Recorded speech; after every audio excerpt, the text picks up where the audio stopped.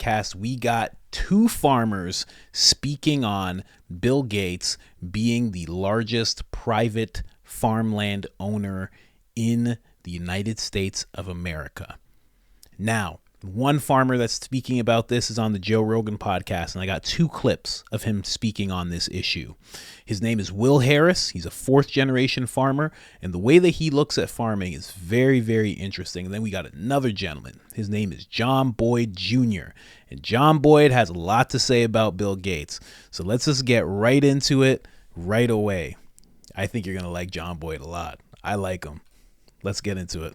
I think this idea that one person controlling all this farmland, you think it's negative, and I wanted to know why, since you are a farmer. Yeah. All right. So it's really not just one person controlling that much farmland. It's having a technocrat.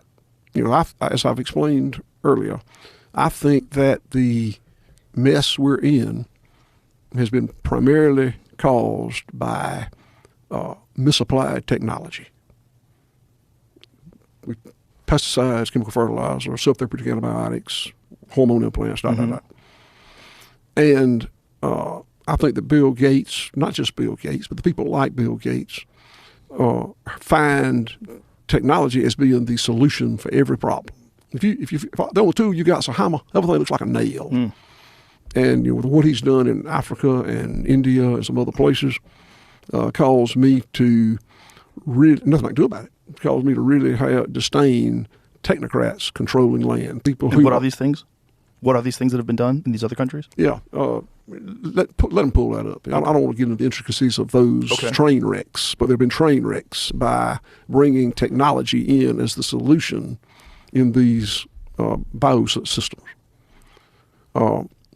Stuart Varney wanted me to say, Bill Gates is an evil man. And I don't have that to say.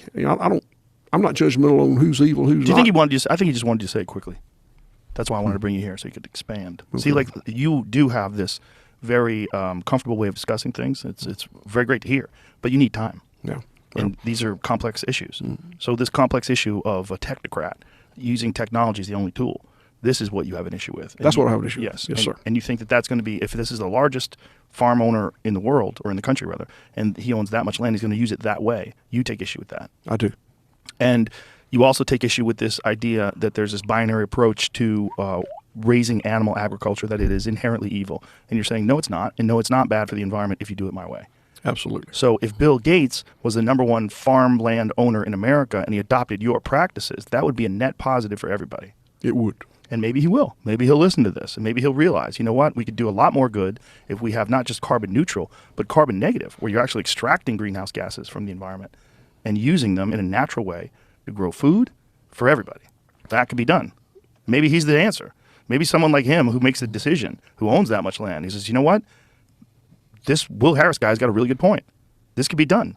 It's not impossible to imagine someone like him making that decision. Yeah, you would tell you why I think that probably ain't going to happen. Probably. Why I think it probably will. Yeah. All right. So we discussed previously how the narrative that cattle are destroying the earth just caught traction, and everybody has heard it, and so many people believe it. It's one of those narratives that people repeat whether or not they have the information at their fingertips or not. Exactly. So let me tell you another one. Okay. Carbon is the problem. We have come to talk about carbon like it was evil. Right. Carbon is an element on the periodic chart. We are carbon-based. We are carbon-based. That's exactly right. And I talked to you about the cycles of nature. Those cycles of nature are interchangeable, and carbon cycle is one of them. By interchangeably, they react together symbiotically. And you can't have if all your systems are working well except for carbon, it's not going to work. All of them got to work together. So the fact that the narrative's out there that carbon, not water, not microbes, not minerals, carbon. My belief is that is being done at some level intentionally. And there's no doubt in my mind that a technocrat can't come up with a machine technology that sucks carbon out of the air and puts it in a little ingot that we can store in a warehouse or bury in the soil, bury in the ground. And that is not correcting, that's not going to correct climate change. It's got to be part of the cycles of nature. It's got the carbon. The cycles of nature. Now, I got another clip for you that I'm going to show you right now, but I think he's completely right about this.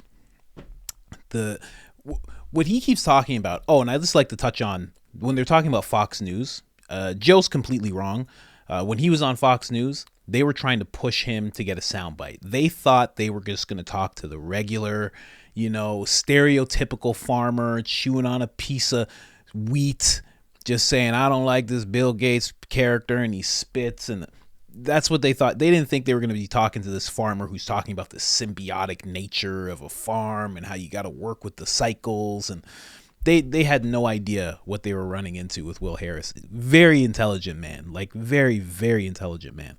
And Joe Rogan just gave him more time, hours. Joe Rogan podcast gave him 3 hours to expand, and then gave him another 3 hours, which is what I'm going to show you right now, because he actually had him on the podcast again with his daughter. So let's check that out right now. Let's get this on the screen here. Boom. Talks about it again. And then I'm going to be showing you John Boyd Jr. Stay tuned for that. That is a great clip. Believe you me. But you were originally brought onto that Fox News show because they were trying to figure out what a farmer thinks about Bill Gates buying up farmland. Mm. Bill Gates, who's famously said that everyone's got to stop eating meat and eat these bullshit fake meat versions, these plant-based meats.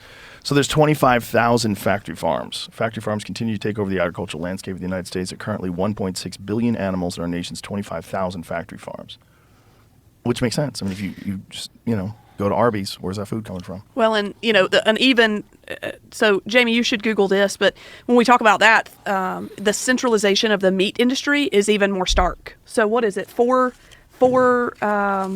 Maybe four meat processors, at least with beef, occupy over 80% of the nation's beef supply. Yeah, 4. Jenny just gave me this before we came in here, but this is in 2023. The United States has imported 956 million pounds of beef so far in 2023. Wow. That's imported beef. That's Wow. crazy. Jamie, will you pull up that, I think I named it like food consolidation or something? I bet most people have no idea. I bet most people listening to this are blown away by that number. That most people would, if you asked the average person on the street, how much meat do you think is imported from other countries? Beef. They would probably say, well, none. They wouldn't even think of it. No. Especially if you get to label it a product of the USA, which is so dirty. Yeah, and that's, consumers believe they have the impression of choice. They don't actually have choice. The image that Jamie's going to show us. Trying to find a cleaner one. Oh, It's a good. little blurry, but Yep. Okay, here it is. So look at all these brands that are owned by this, 10 or so parent companies. It's crazy. So, consumers have the impression that there is choice, but truly there is no choice. The same is true with meat. I think on Tyson's website it has, and I gave it to Jamie, but 1 in every 5 pounds of meat that's consumed in America is a Tyson product. Wow. Whoa. Wow. So we talk about centralized food. We talk about food security. Do we really want a global food supply? And the answer is yes or no. But with regards to fragility in food, think about COVID and the effects of what it did to the grocery store. There we go. 1 in 5 pounds of chicken, beef, and pork in the U.S. is produced by Tyson Foods. Wow. And the other That's 4, proudly registered on their website. Yeah, there's another one that talks about how many animals they slaughter in a week, and that's another just incredible number. and the same is the other 4 pounds are produced by 2 or 3 other companies. It's not like it was Tyson and everybody else. Right.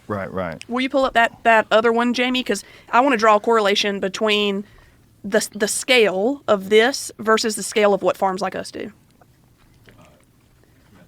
this thing? No, there's one that says like 177,000 cattle are processed. Anyways, I'll tell you a little bit about our model, and then we can compare it to that. But so when Dad decided to build the processing plant in 2007, he built it to process 50 head of cattle a week. And we got to that number, and we were still hemorrhaging money. There was no way that was going to work. And so we made a few modifications, primarily around refrigeration.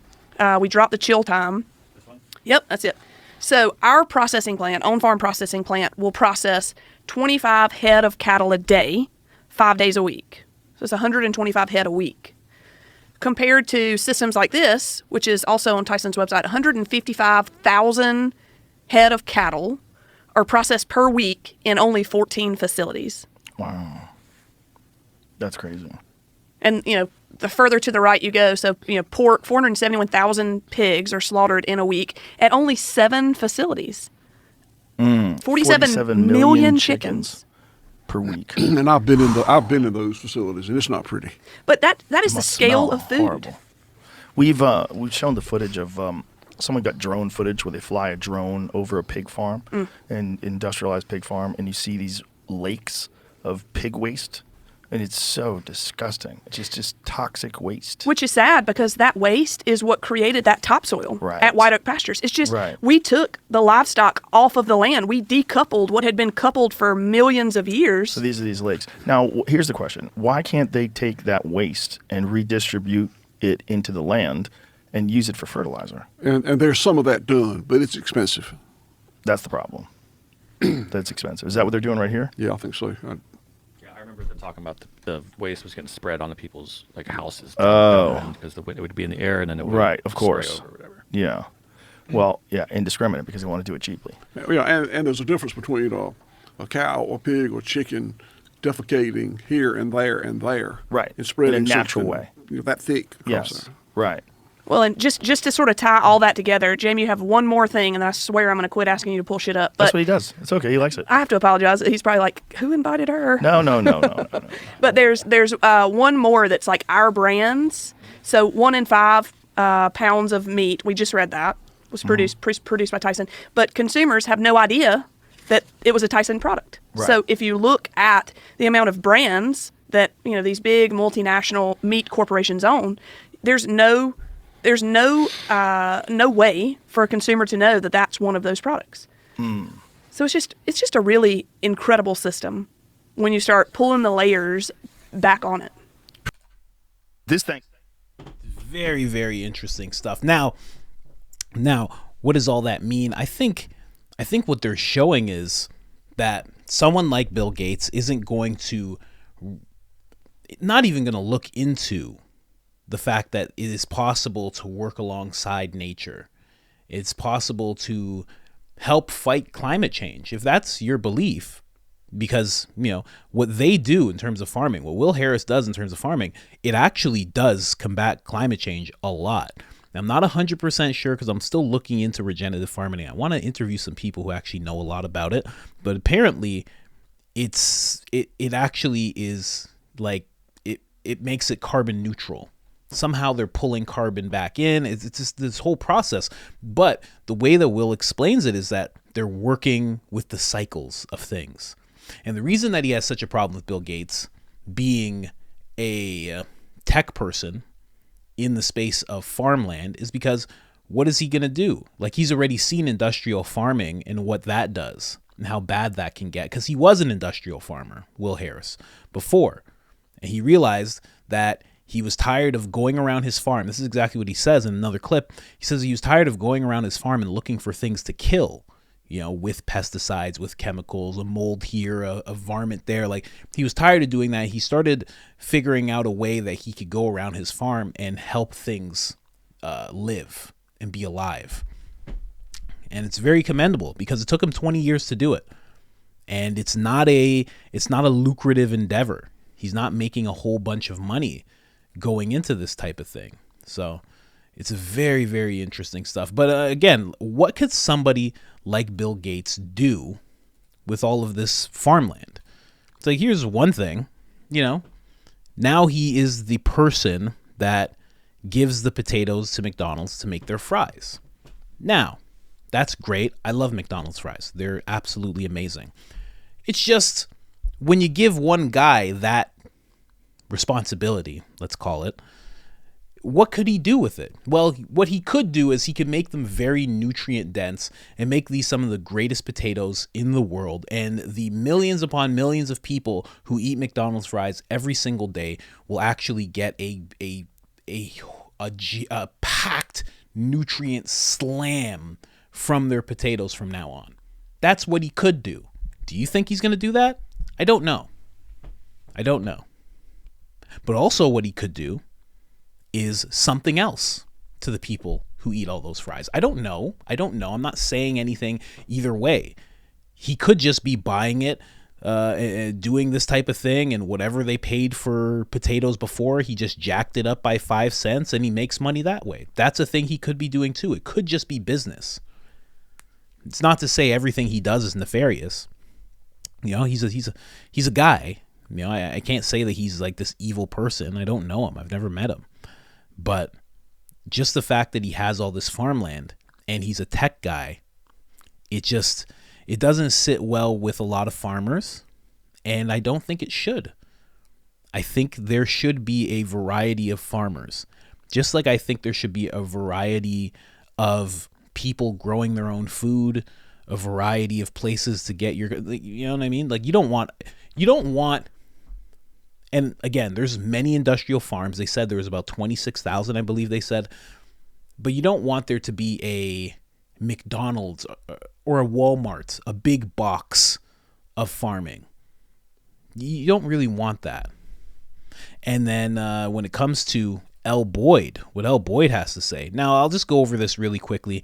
Bill Gates did do a Ask Me Anything on Reddit, which I'm positive it's not him replying to this, but somebody asked, why are you buying up all the farmland? They asked him that question, and he responded, I've invested in these farms to make them more productive and to create more jobs. If they're already farms, again, you see what I mean?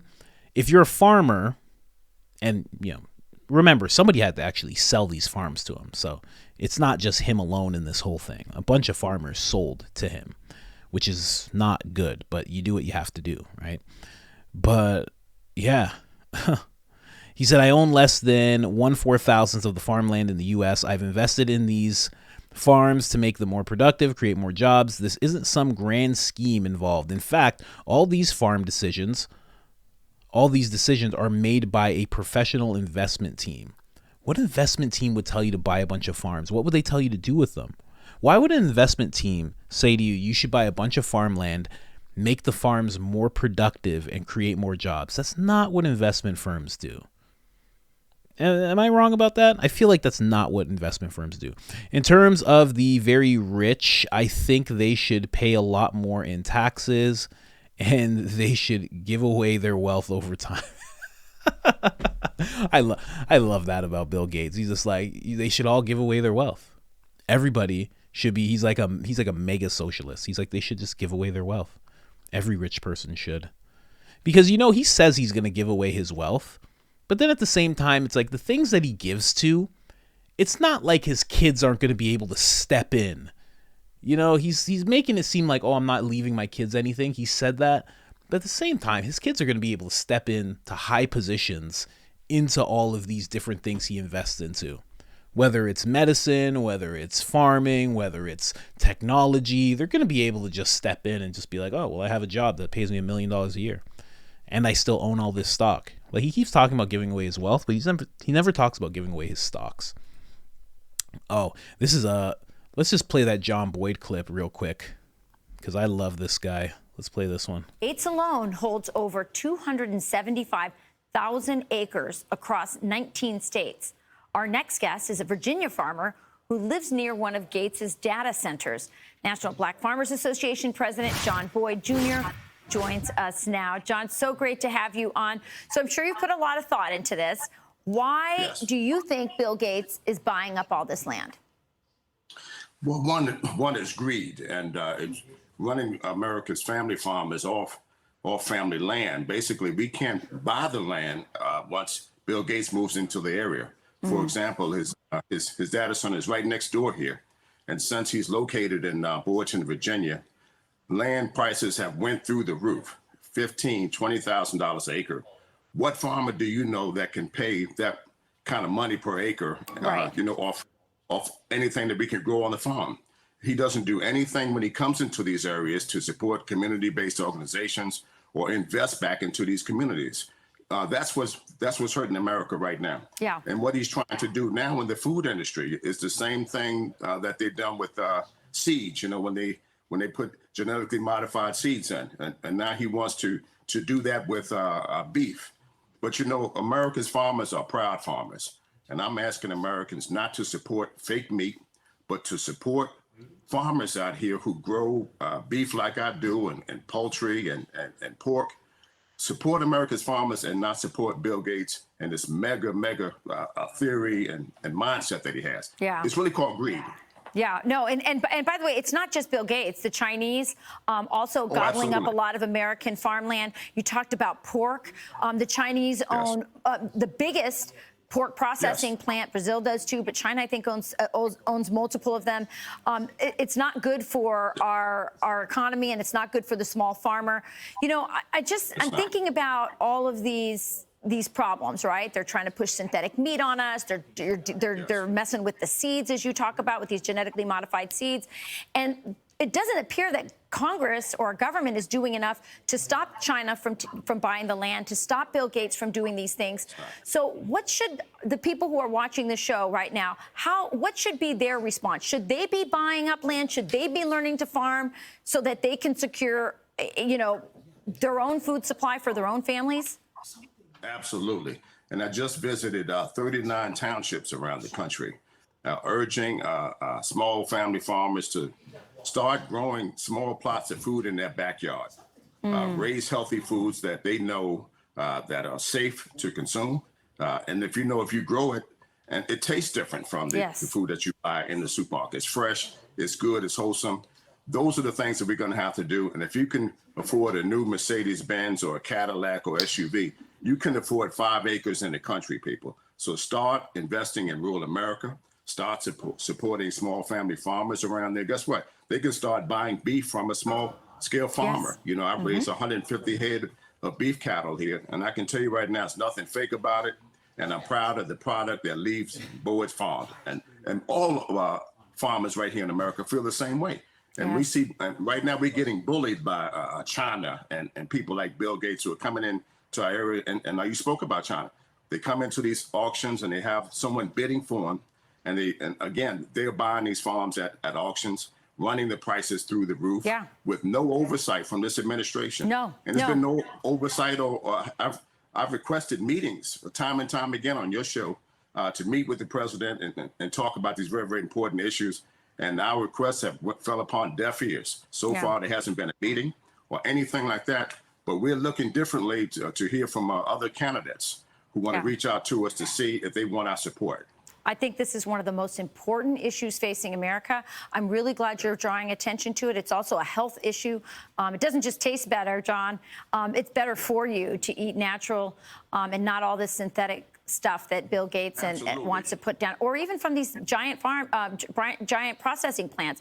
You're right. I buy my pork and my beef from a local farmer near me. That's the way to do it. That's the safest, healthiest way. John, thank you for coming, for bringing attention to this, but also reminding people it just takes a few acres and you can have your own food supply. Man, so true. So true. That's another digital grandfather of mine for sure. John Boyd Jr. Now, I was flipping around websites here. It's because, just so you know, Will Harris, he has a website. He actually did release a blog about Bill Gates and what he thinks, and he gets to go more in depth.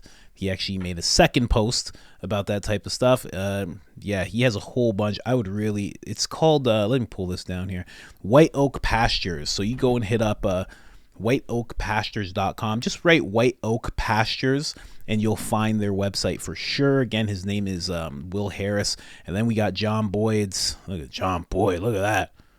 Good old boy. His is just johnboydjr.com. Definitely check these guys out, man. The stuff that they're talking about is so essential right now. So needed right now. We really, really need to get supporting small farmers, get to eating better things. And I hate to sound like, I'm trying to just be, I don't know, more, I'm just trying not to sound like a crazy person, but like, you gotta take the power away from these people who are gonna control the food supply. I mean, at the end of the day, you own that much farmland, you own a large amount of the food supply. Like, that's where the food comes from. Why are you buying the land where the food comes from? You're not a farmer. You're not a doctor. You're not any of these things. Like, why is he doing this? It makes no sense. And at the same time, it does make sense. Because if you own a food supply, you have real power. It's not enough to just have $200 billion. It's not enough. And, you know, as much as I love Elon Musk, it's like Musk owns the truth when it comes to online, that one place that's not censored, X. And then Bill Gates is like buying up all the farmland. And then another guy's buying, like, you know, it needs to be, instead of these 3 people, 4 people, 10 people, whatever it is, owning everything, it needs to start breaking down. And I love the fact that this gentleman said, you know, go and just start growing your own food. It's the best thing to do. I'm learning to do it. I was just talking with my buddy recently. We read a couple of articles that I can't get into. It'll make me sound too tinfoily for YouTube, but we're going to start buying our meat from a local farmer. We're going to have to do that. We're getting freezers. We're getting that type of meat, and that's it.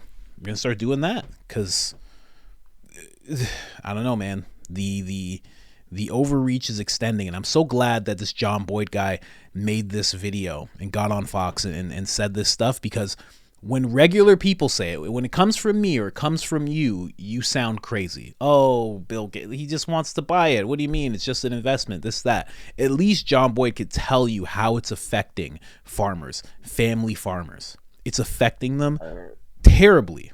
My stomach. You see, it's from all that grocery store meat. But at least he could really say what's going on. Like this, it's bad. It's really bad. You know? So I'm really glad that I was able to make this episode, and I'm really glad that people are starting to wake up to this, and I hope you are too. Again, whiteoakpastures.com, johnboydjr.com. Check out those 2 websites and get to following those people. Follow their blogs. Learn their wisdom. Those 2 gentlemen are getting older. This generation is losing farmers. Like, you need that wisdom. I'm sure they have many kids and they're learning the trade and everything, but it's like you got a library. You got a library of needed information inside of farmers. You know, blacksmiths, people who can, carpenters. We're starting to lose it all. We need to really acquire that self-sufficiency. And I know I'm going to be talking about it a lot because it's on my mind a lot, and I'm working towards it. It's something everybody needs to get on board with. You need to start doing it. You need to start growing your own food as much as you can. You can't do a lot, do a little. Just start learning. Just start learning about it. Because Bill Gates is not going to be the last rich guy to buy up a resource that's needed by the people. He's not going to be the last guy to do it.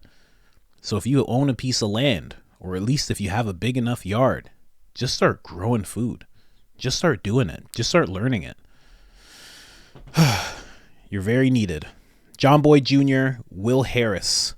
That was the podcast, guys. Like, subscribe, all that good stuff. And other than that, I am out.